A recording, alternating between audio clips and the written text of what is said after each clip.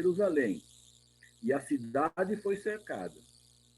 Nabucodonosor, rei da Babilônia, veio à cidade quando seus servos a sitiavam. Então subiu Joaquim, rei de Judá, a encontrar-se com o rei da Babilônia. Ele, sua mãe, seus servos, seus príncipes e seus oficiais. E o rei da Babilônia, no 8º ano do seu reinado, o levou cativo. Levou dali todos os tesouros da casa do Senhor e os tesouros da casa do rei.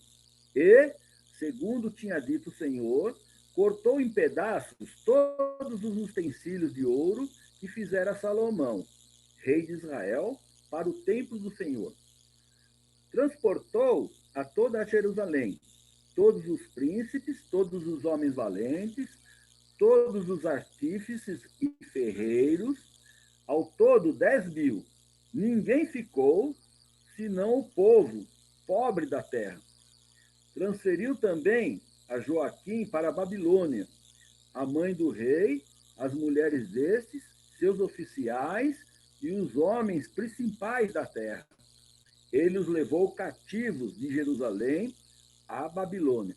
Então, nós vemos aqui no livro de Reis o relato do acontecimento que Jeremias está profetizando que iria acontecer. Babilônia viria e transportaria todos eles cativos para irem até Babilônia. Então, nós vemos aqui Jeremias, no capítulo 13, profetizando o que vai acontecer, orientando o povo a se voltar para Deus, para que essas coisas não aconteçam, e nós vemos que o povo não dá ouvidos. Irmãos, Jeremias ficou 40 anos profetizando e orientando o povo. Olha, vai acontecer isso, voltem para Deus, abandonem essas práticas de adorar outros deuses, permaneçam no Senhor. Mas o povo e os reis, sacerdotes, profetas, eles não davam ouvido para Jeremias. Né? E aqui no livro de Reis, nós vemos o relato do que aconteceu. Realmente, tudo aquilo que Jeremias falou, aconteceu. Tá certo?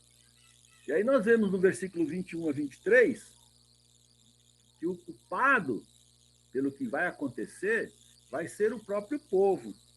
Olha o que diz aí. Que dirás quando ele puser por cabeça contra ti aqueles a quem ensinastes a ser amigos? Acaso não se apoderarão de ti as dores como a mulher que está de parto? Quando disseres contigo mesmo, por que me sobrevieram estas coisas? Então, sabe que pela multidão das tuas maldades se levantaram as tuas fraldas e os teus calcanhares sofrem violência. Por acaso o etíope pode, acaso, o etíope mudar a sua pele ou o leopardo as suas manchas? Então podereis fazer o bem, estando acostumado a fazer o mal? Tá certo? Então nós vemos aqui, quando as coisas acontecerem, não adianta você acontecendo isso conosco. Tá certo? Veja no versículo 22. Quando disseres contigo mesmo, por que sobrevieram estas coisas? E aí Jeremias diz, então, sabe que pela multidão das tuas maldades se levantaram as tuas fraldas e os teus calcanhares sofrem violência.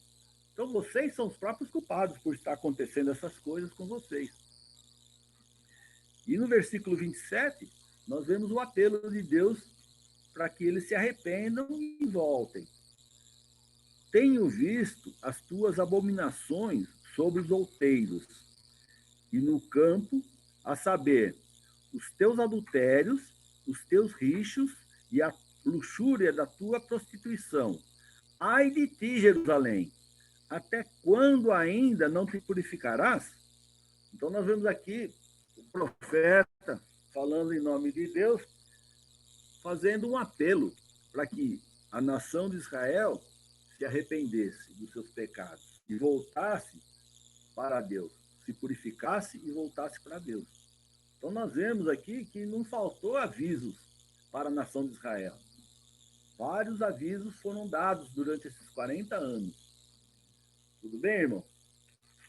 E no capítulo 14 nós vemos a continuação do desespero de Jeremias. Ele faz várias tentativas desesperadas para poder querer convencer o povo a abandonar as práticas maldosas.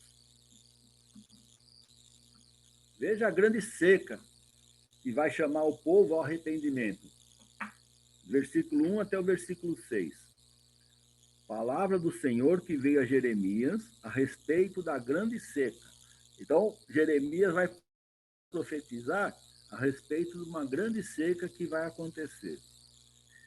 Anda chorando Judá, as suas portas estão abandonadas e de luto, se curvam até o chão. E o clamor de Jerusalém vai subindo.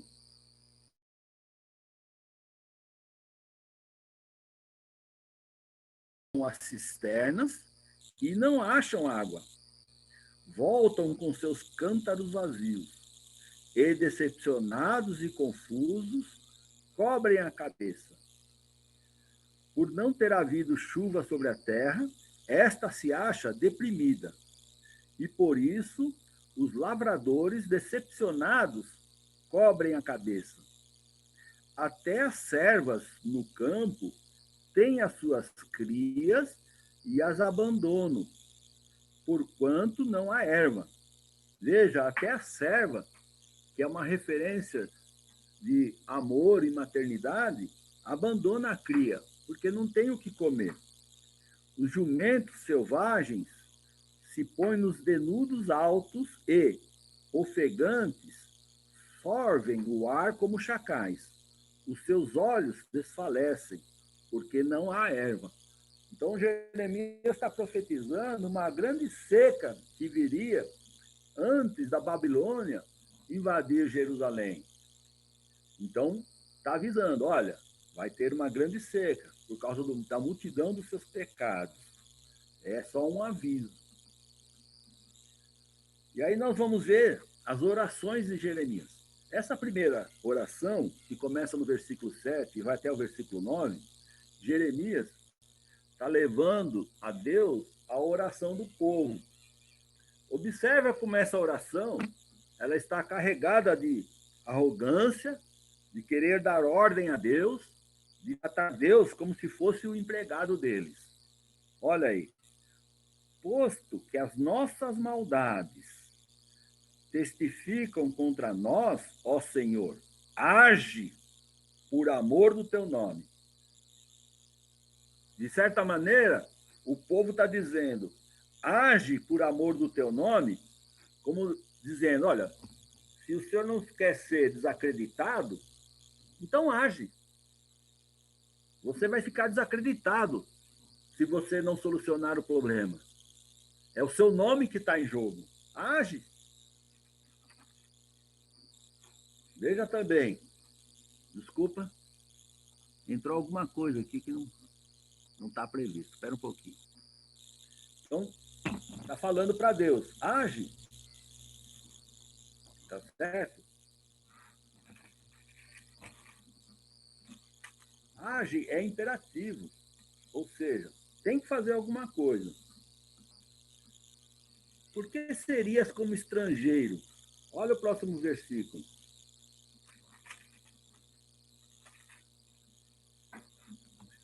Ó, esperança de Israel e redentor seu no tempo da angústia.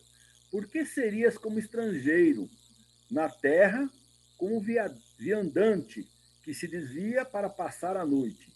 Então aqui eles alegam que Deus está se portando como um estrangeiro, como aquela pessoa que está de passagem e não toma providência alguma. Se é presente, deveria fazer chover, né? Se o senhor não é estrangeiro, faça chover. É sua obrigação. De certa forma, é isso aí. e trata Deus como se Deus também não conhecesse nada. Olha o versículo 9. Porque serias como homem surpreendido, como valente que não pode salvar? Mas tu, ó Senhor, estás em nosso meio, e somos chamados pelo teu nome. Não nos desampares.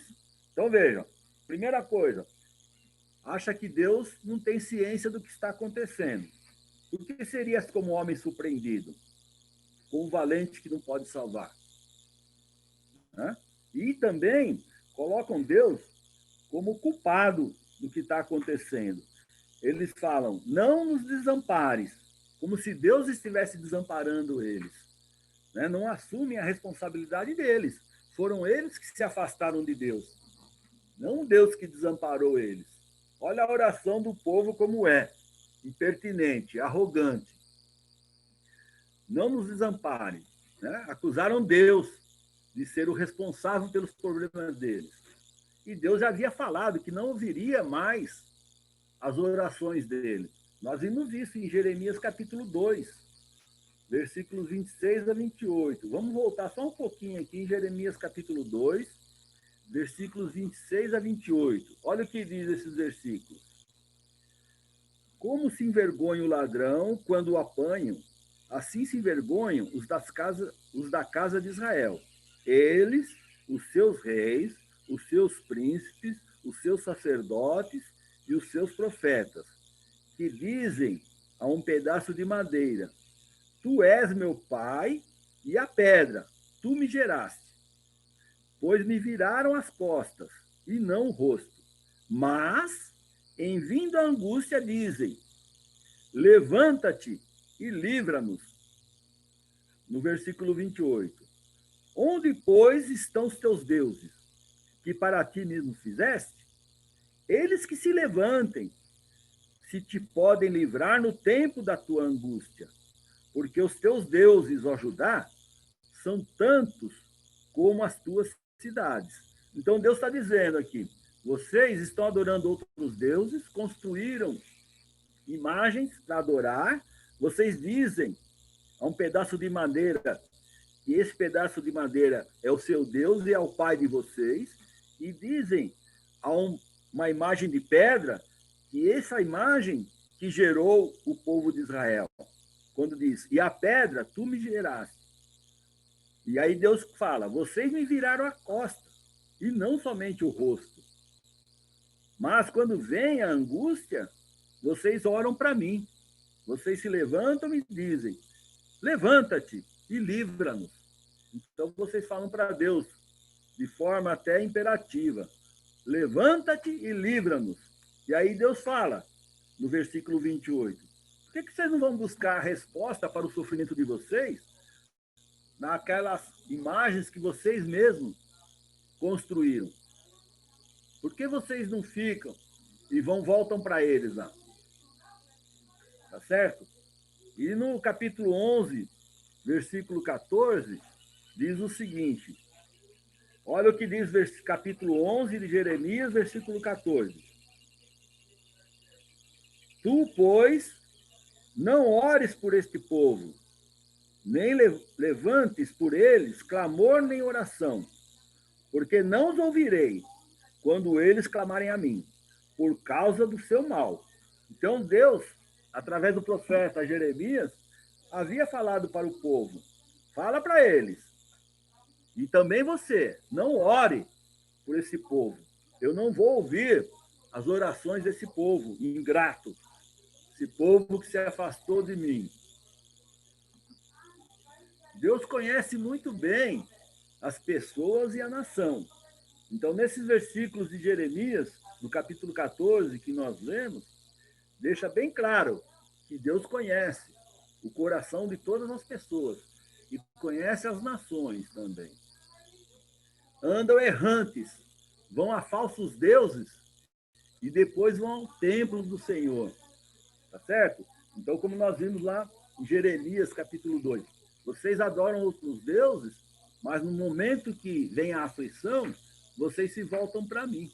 Então, quando está tudo bem, vocês adoram imagem, vocês adoram os seus objetos, né? Prestam culto a coisas que vocês criaram, está tudo tranquilo.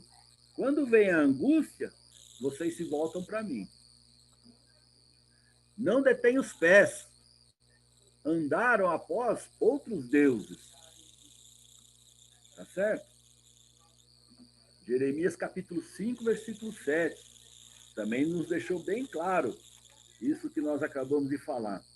Veja aí no versículo 7 do capítulo 5. Como, vendo isto,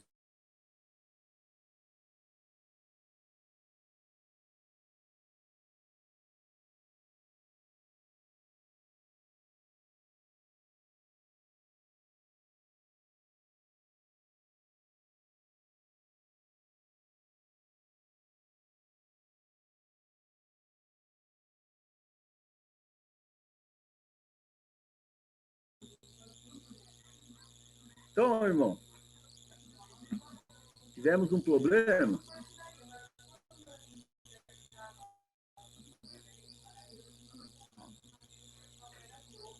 Não detém os pés, eles andaram por outros deuses.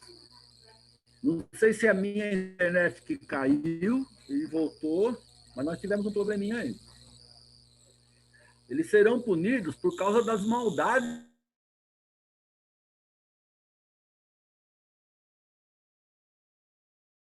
Ele pensa que pode agir da forma que ele quiser e que Deus não vai estar ciente do que ele está fazendo. Deus sabe de todas as coisas. Então, no versículo 22 do capítulo 13, nós lemos aqui, né? Quando disseres contigo mesmo, por que me sobrevieram estas coisas? Então, sabe que pela multidão das tuas maldades se levantaram as tuas fraldas e os teus calcanhares sofrem violência. É por culpa de vocês mesmos, né?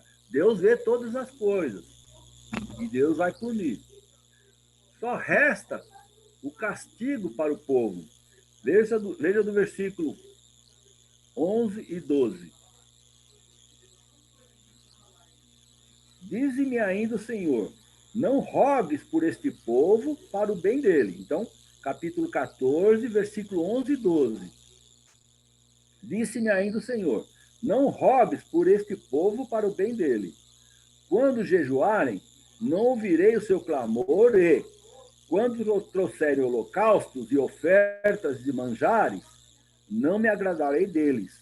Antes, eu os consumirei pela espada, pela fome e pela peste. Então Deus está deixando bem claro, olha, eles não se arrependem de coração, eles querem fazer exigências, acham que eu sou servo deles, tá certo? E avisa eles, se eles não se arrependerem, eles vão ser castigados. E não adianta eles trazerem holocaustos, ofertas, virem adorar no templo, mas o coração deles está longe de mim. Nós podemos aprender aí, meus irmãos, 4 lições. Nós podemos tirar desse capítulo 14, até esse momento aqui, no versículo 12, 4 lições. Deus não aceita a confissão de pecados sem o arrependimento genuíno.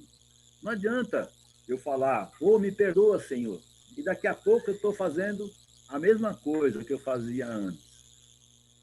Então eu tenho que lutar contra os meus pecados. Se eu fiz alguma coisa que não agrada a Deus, eu tenho que lutar para não repetir mais essa mesma coisa.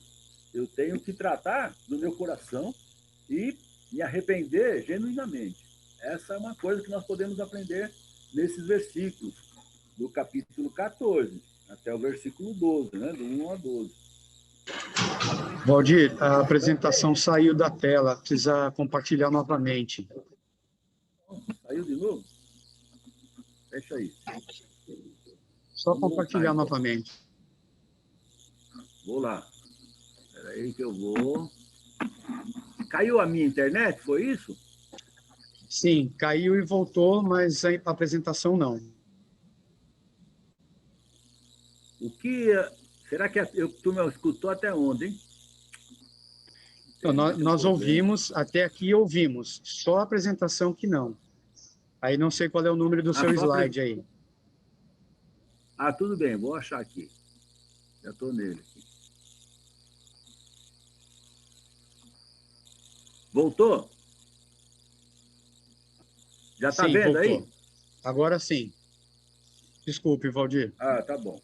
Nossa, a minha internet tem caído bastante, viu? Oh, tudo bem, foi bom você ter avisado. Eu estava seguindo em frente e não sabia que tinha caído. Porque eu estou lendo na Bíblia aqui as passagens, aí eu abaixo a cabeça e não vejo se caiu ou não. Então nós estamos aí, ó, no versículo 11 a 12, que só resta o castigo para o povo.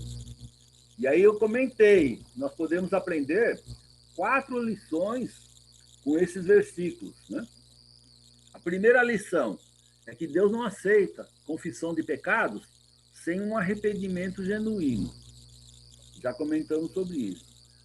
Culpar a Deus ou outra pessoa não elimina o nosso pecado.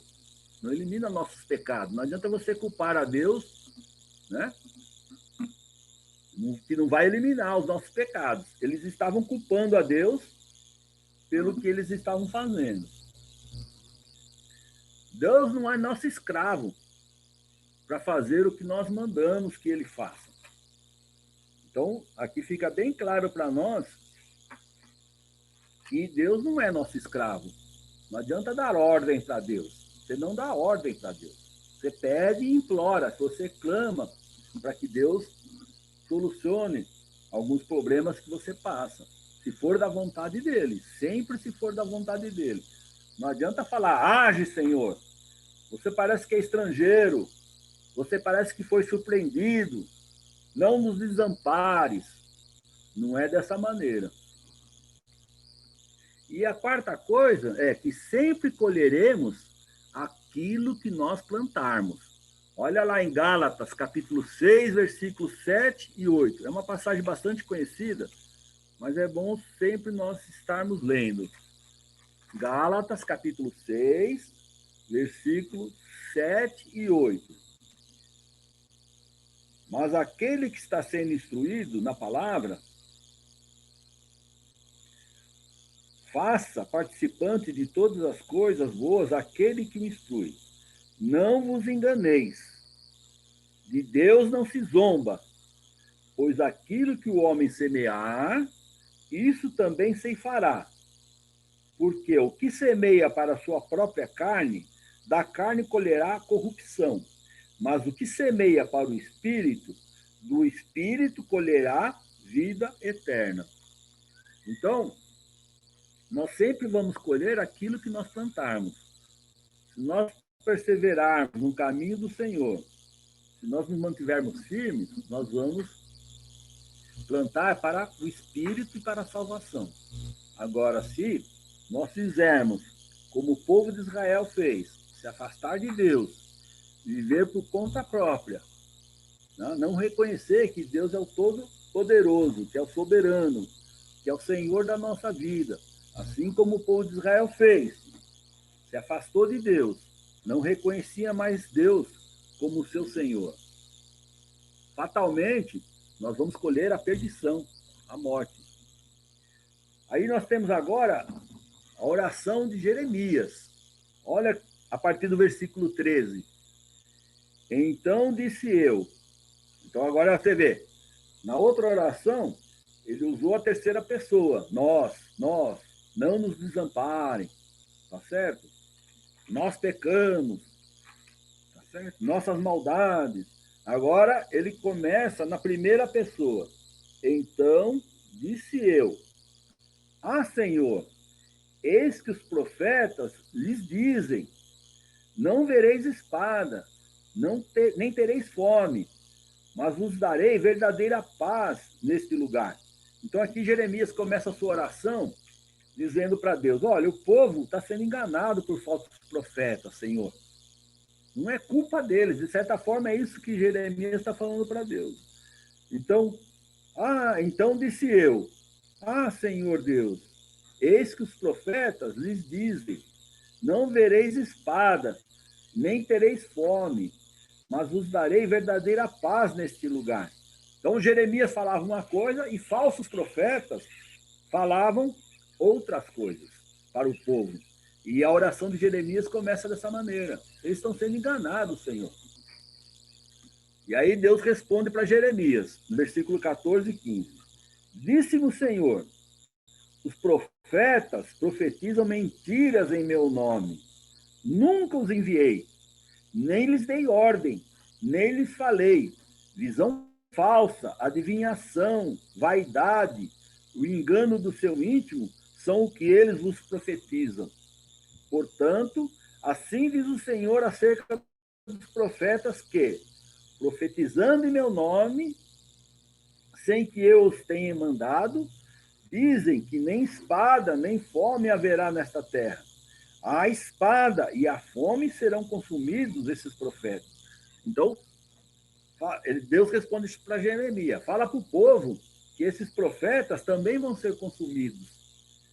No momento que Israel for invadida, eles também vão ser castigados. Eles vão sofrer os mesmos castigos, porque são falsos profetas. Então, agora nós vamos ver que Jeremias, a partir do versículo 19, ele intercede levando as orações do povo. Olha o versículo 19 que diz: acaso já de todo rejeitaste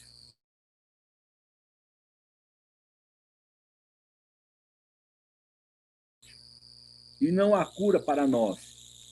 Aguardamos a paz e nada há de bom. O tempo da cura e eis o terror. Conhecemos, ó Senhor, a nossa maldade e a iniquidade de nossos pais, porque temos pecado contra ti. Não nos rejeites, por amor do teu nome.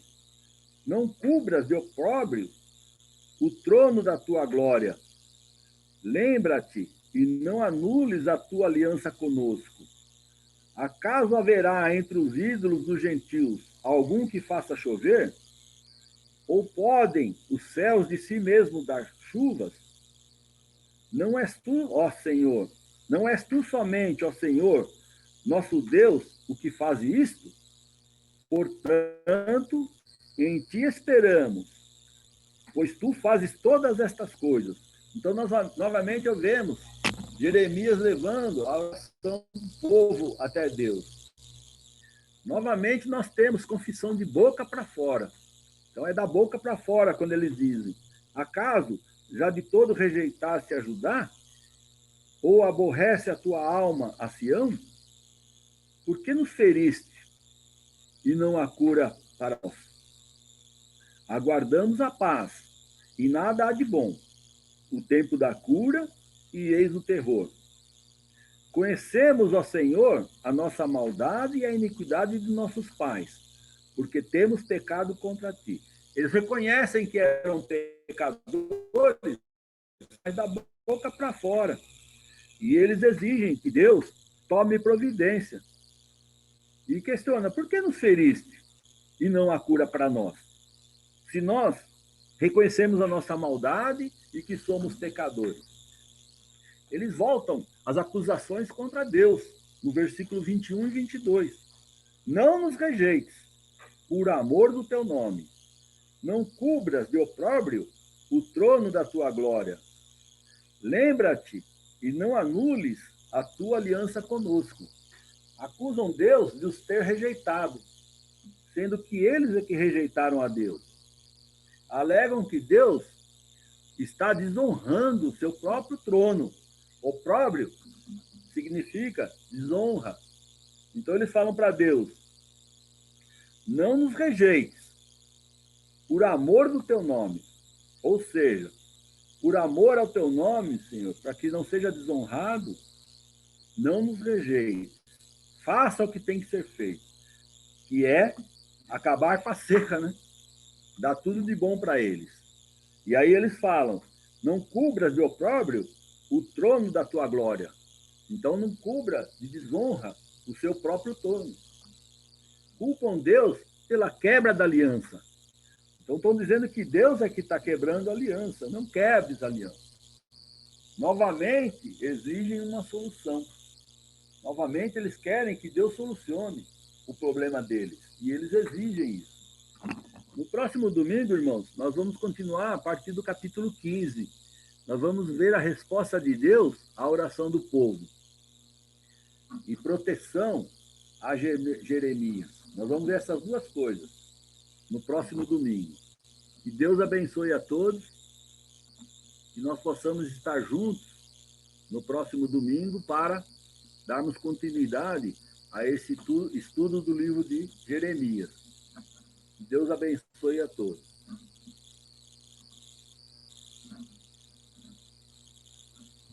Eu vou pedir ao irmão Carlos que nos dirija numa oração para nós finalizarmos por hoje. São 9h55.